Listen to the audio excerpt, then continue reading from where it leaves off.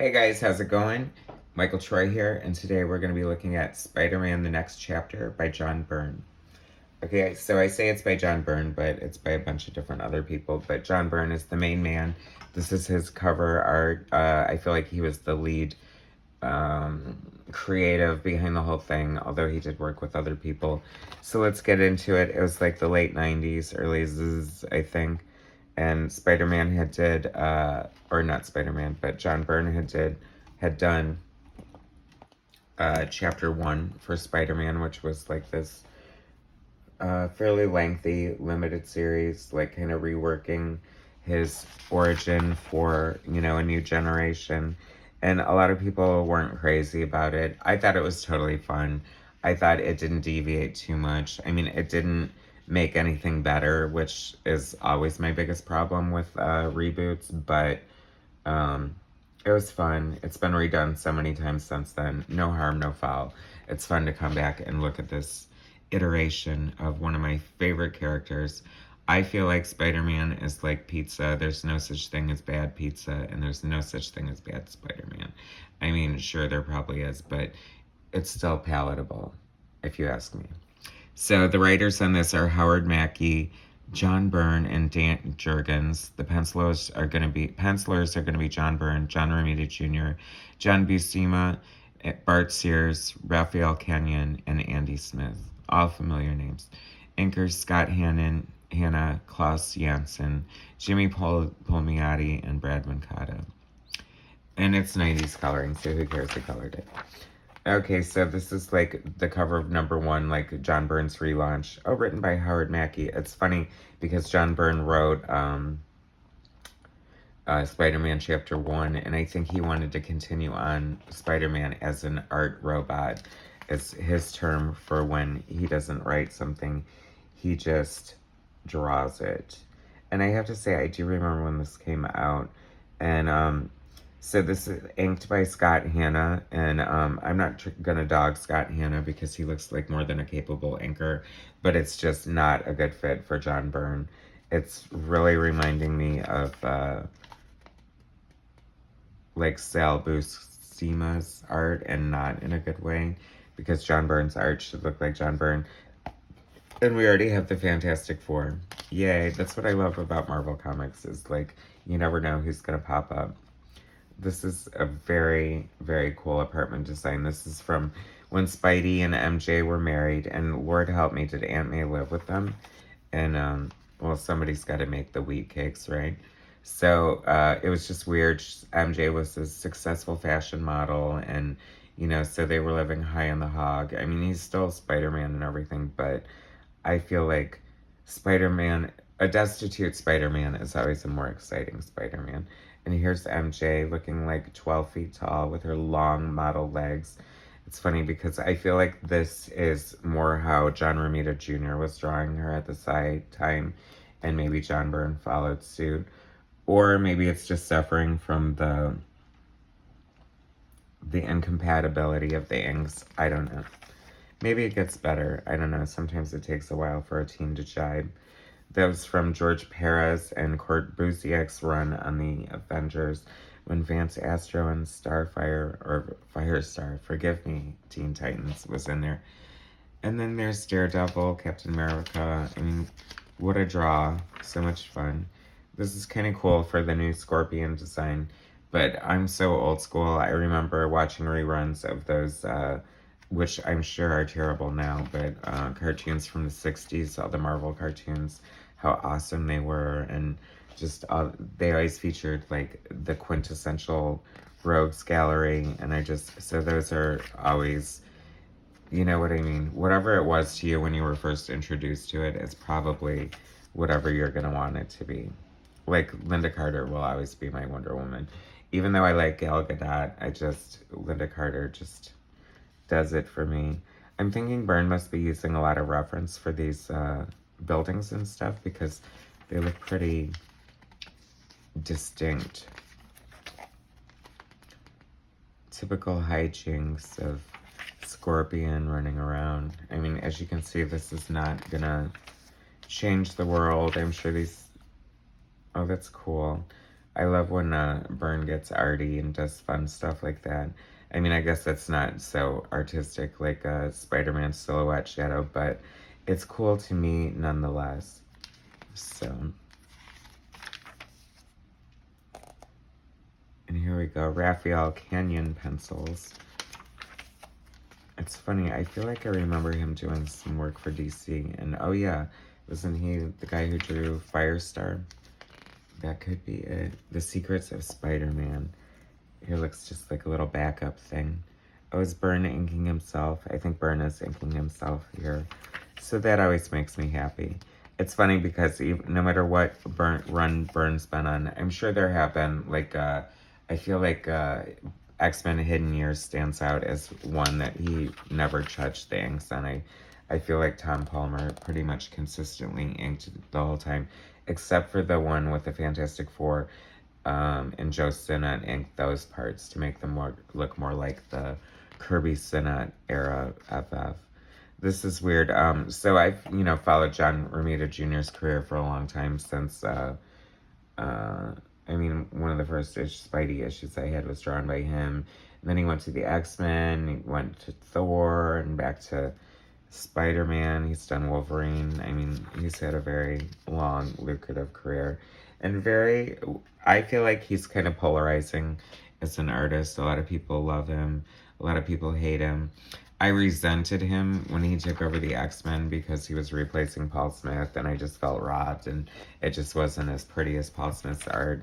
But then there's certain things I really love that JR has done, like Daredevil, and actually I did like his Thor, and even Starbrand. Maybe once I got over the bitterness of the X-Men, I just started to like him. But some of the more recent stuff he's done has been a little crazy, like that Frank Miller Superman Year One Black Label series. I don't know. Then he changed his style a little bit. He used to draw like a really solid, sort of blocky bodies, and then he changed to this really arachnid, spidery looking Spider-Man. And that's fine if you want a little tip of the hat to Steve Ditko, Spider-Man's co-creator with Stan Lee, who draws an excellent spidery Spider-Man. So this is penciled by Andy Smith. I like Andy Smith. If you've never heard of him, you've heard of him. He's been around forever, and he's drawn lots of cool stuff over the years. He's associated with Bart Sears a lot. I don't know if they're studio mates or just friends or whatever, but sometimes they work in tandem on certain projects. I'll hand it to JR. That's a really cool Spider-Man cover right there. Spider-Man is cool. I love Spider-Man. Oh, look, we get an episode, because now it's television. We get an issue of The Mighty Thor by Dan Jurgens, John Romita, and Klaus Janson. I was wondering why Jurgens' name was on here, and that's why. And I really like the team of John Romita Jr. as penciler and Klaus Janson as anchor. I think that it is suited very well, because John Romita Jr.'s pencils are super tight, but not super finished looking, if that makes sense. And Klaus Janson is a great finisher. This is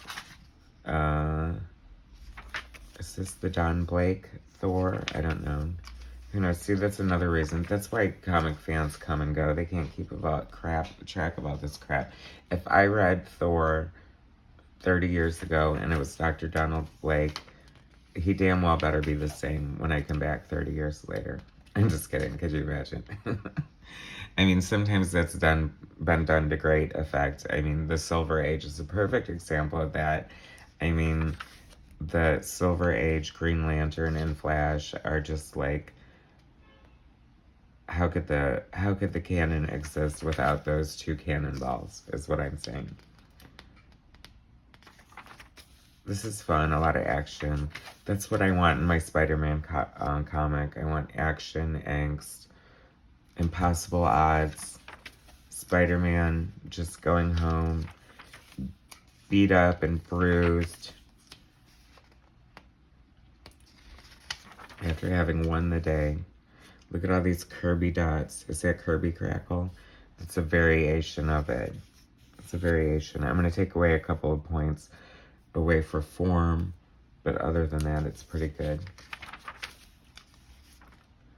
It's reminding me of when John Romita Jr. did Daredevil with Ann Nesenti, and like a lot of it was placed in hell or whatever their version of it was. And he drew some pretty freaking cool looking demons and the most bizarre Mephisto you'll ever see in your life. Are we back to Byrne? Yay. Okay.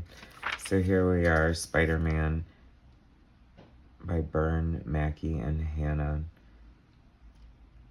John Byrne just draws great cityscapes, and his perspective is always so on point. You could just, like, I don't know how he does it, but I guess when you've been doing it for 50 plus years, maybe just 50, professionally anyway. Here's MJ. Oh, she's home from her modeling gig, and she's wearing a sexy Tom Cruise from Risky Business white button-down shirt. I don't know, some of the... See, I think that the faces are just a little off in the inking, too. I mean, Byrne has notoriously, like, changed his faces over the years. Not necessarily for the better, but you can always see, like, the quintessential Byrne face underlying somewhere in there. I'm like, oh, I thought that was me. Now that I was in Wonder Woman Earth 1 Volume 3. Check it out. Mint Candy was based on me. Now I think I'm in every comic book. I just start picking myself out. I was in the latest Family Circus, I swear. I'm just kidding. I wasn't. Oh, that's fun. That's a mummy. Oh, and here comes the new Spider-Woman. Well, I mean, not anymore. This is, you know, going back 10 plus years probably. But, Maddie something. I forgot how she was all related. And, I don't know. See, this is just weird. Like, she's a model, so she did a billboard for not smoking. And it says, MJ Watson says, lips that touch cigarettes will never touch mine. Don't do it, Tiger. And they just so happen to be using her catchphrase from her very first appearance when she met Peter Parker. Face it, Tiger. You just hit the jackpot. I don't know. Very punny. I guess that's meta. Is that meta? Here comes an Andy Kubert cover. I like Andy Kubert. The Kubert brothers are fine. Like, Joe Kubert was never one of my favorite artists. I have a new appreciation of his work now that I'm older, but, yay, more John Byrne. See, I'm like, just look at this. All this great, and this is, like, great storytelling, too. This is, like, how to be a great classic comic book artist. I mean, you know, of course the inclination would be to want to show a close-up of Spider-Man, but you've got this worm's eye view of all these buildings, and then you can just barely see Spidey off in the distance. I mean, that's John Byrne for you. Just drawing amazing comics for our pleasure. This is quite the trade paperback. Did you guys like this run on Spider-Man, this version? I don't think it's very, oh yay, Iceman, okay, alright, I better turn the page and see Firestar. That's all I'm saying. This is a huge missed opportunity if she doesn't show up. And how did we never know about this? Iceman's looking kind of evil there. He went through some changes over the years too, didn't he? That's what they should do. Like, in the next Spider-Man movie, they should have it be Iceman and Firestar movie. Would that be too much? Would people just be like, no, that's too much. That's too crazy. That's too, you know, cartoon, whatever. Here we are back to Romita Jr. and Spidey. It's kind of fun to see the flip-flop. I guess Byrne was on Amazing Spider-Man, and Romita Jr. was on Peter Parker's Spider-Man, and Howard Mackie was writing, so I think they could cross over and things like that, you know, require you to buy more comic books. Although I can't imagine anyone during this time buying one and not the other. Oh, I did that. I would do that. Just for Byrne. So as you can see, there's nothing like revolutionary, exciting change about, oh, and here we come with the Fantastic Four. Byrne's like, bring it on, we're 4 issues in, I need the Fantastic Four. And there they are, Scott Hanna on inks. It's kind of funny, I feel like, this is so he's having to draw them in their current continuity, and that's how their costume looked at the time with that 4 off to the side like that. I wonder if things like that ever bothered him. Like this, if I were Byrne and I were drawing this costume would bother me because it just looks weird. But it was apropos at the time. It fit whatever their storyline was. See, this is what I'm saying. I don't know if this is the bad inks or Byrne getting lazy. It just feels like there's so much artistry missing to this page. I should be a freaking judge on American Idol. I'm so mean. But I just like good inking and good art. I mean, I can't imagine being the editor. We'll get to him in a minute, I guess. Looking at this month after month and being like, yeah, Scott Hanna is the man for Byrne. Byrne's never looked better. This is amazing. Byrne's an industry legend. We should definitely not give him a good inker. Here comes Bart Sears art. I love Bart Sears. I think he started out on like Justice League Europe. He had his Brute and Babe. Not super, I mean, he did some work for CrossGen. And not super associated with any real characters that I can think of. Although, I must be wrong, so please comment if you like. I love it. This is such a sign of the times this is Morrow from the new X-Men. Remember her? What a horrible character she was. I hated her. She was so stupid. She could, like, make her bones, like, protrude out of her body and then turn them into weapons. Like, barfing, just even saying that, right? But, and I have to say, once again, here's Scott Hanna and inks. So this isn't the best representation of Bart Sears' art. It looks rushed and whatever. Oh, the X-Men. How fun. And Storm, no less. And a little shot of Rogue. I do love Bart Sears' art. Andy Smith, who I think does some art in the back of this, inks Bart a lot. And they're a great team because they're pretty simpatico with their styles. Marrow. I forget his name. But he is rocking that costume, I will tell you. I don't know. It looks very,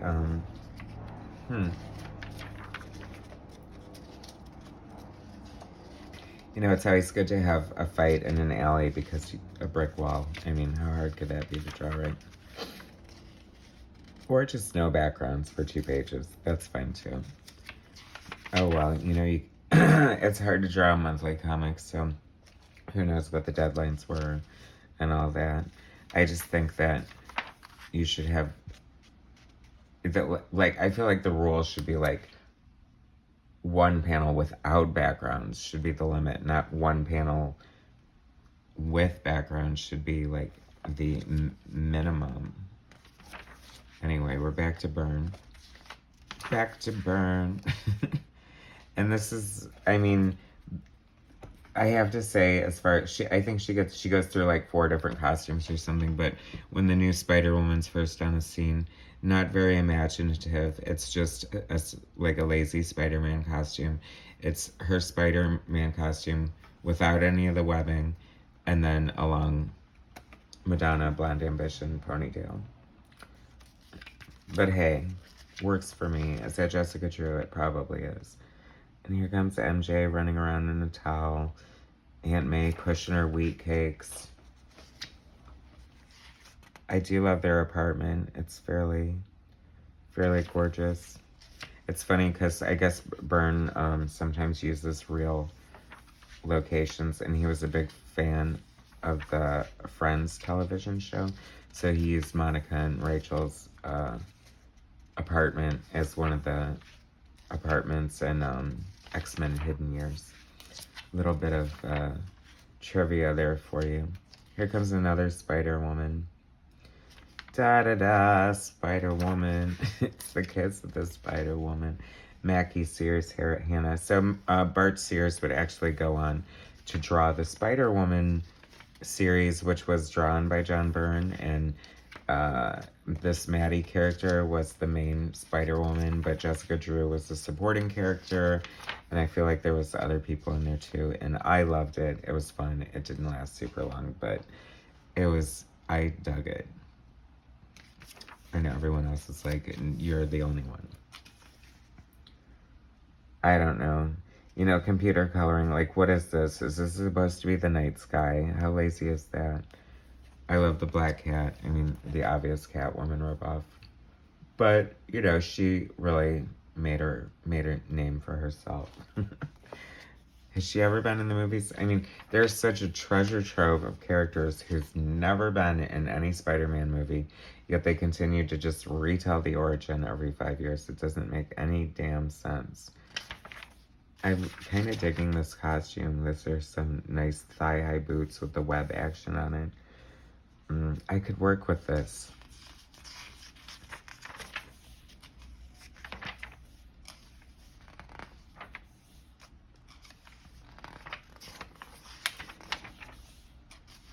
And where are we now? Oh yes, back to Byrne. See, this is fun. This is like, since this book is all over the place, like, at least every third issue is drawn by Byrne, so. I mean, look at all this work. Look at all these buildings, and he's just crazy, so all that perspective, all these buildings, I would be like, I want frickin' Pablo Picasso to ink this. I'm telling you, this has to be a real apartment, because it's so cool. How expensive would that be, eh? Well, MJ's a successful supermodel. What luck. Not only did you get bitten by a radioactive spider, you get to marry a supermodel. Isn't it funny that they just sort of all took it away one bad day? It was a bad dream, whatever. I mean, it didn't make me mad. I feel like characters do pretty much, it's over once they get married, and I mean, unless they're already established or whatever, it seems to work for the Fantastic Four since they're such a family unit anyway, that it makes more sense that they are married. And, I don't know when else we've seen that. But look at all this great Byrne art. Isn't this great? Oh, so Aunt May finally got a makeover. She's looking just as sexy as MJ. Oh my god, how funny. Peter thought that this was MJ, and I want to say it's probably a cross-dressing hooker. Which is fine, you know. Because does she look that far off there? Actually, I'm just kidding. It was time to lose the bun. She looks great. It's so fun. Oh, here we go. Back to John Romita Jr. art. But with the John Byrne cover, or what's happening here? I don't know. Anyway, Kingpin. MJ. See, they've drawn her pretty different. I don't know, her face looks goofy there to me, but I guess it's a John Romita Jr. face. Like, that just doesn't look appealing to me, I'm sorry. You know, I think that when I think of John Romita Jr., I think of, you know, action and power and just, like, dynamic superhero storytelling. I don't really think of pretty women or hot guys or anything like that. Although that's a pretty cool picture of Bullseye. Look at that. Like, it looks like a side of beef hanging in a truck or something. In a meat truck.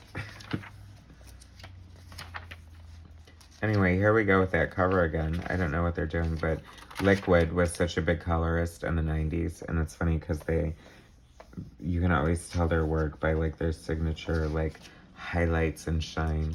It almost does look like their colors are liquids, so I don't know. The new coloring is just like, but I like bright, garish colors, so who am I to say? But it just all seems so muted and gross anymore. But here we go. This is cool. So art by John Buscema, and it looks like he's not only penciling, but he's inking, and that's like really super cool. He's, you know, how to draw comics the Marvel way. He's like one of the grandfathers of Marvel Comics. And I think he wasn't stepping out too much during this time, so it's cool to see his art here. IDW is doing an artist edition of John Buscema, like his Avengers work, and it looks super cool. And I should start saving my money. It comes out in September. But this is fun. This is weird that this is going to be the last issue in this trade paperback, because I was hoping to end on a Byrne note, since you know I'm such a Byrne victim, Byrne freak. Anyway, I love seeing the old school kind of villains. Was he the wizard? I don't remember his name. But anyway. So that was John Byrne's little foray into Spider-Man in the late 90s. And that was volume 1 of Spider-Man More. The Next Chapter by John Byrne, Howard Mackie, John Romita Jr., and friends. Anyway, thanks so much for watching. Please subscribe to my channel, hit like, and I'll bring you some more content later. Alright, thanks guys.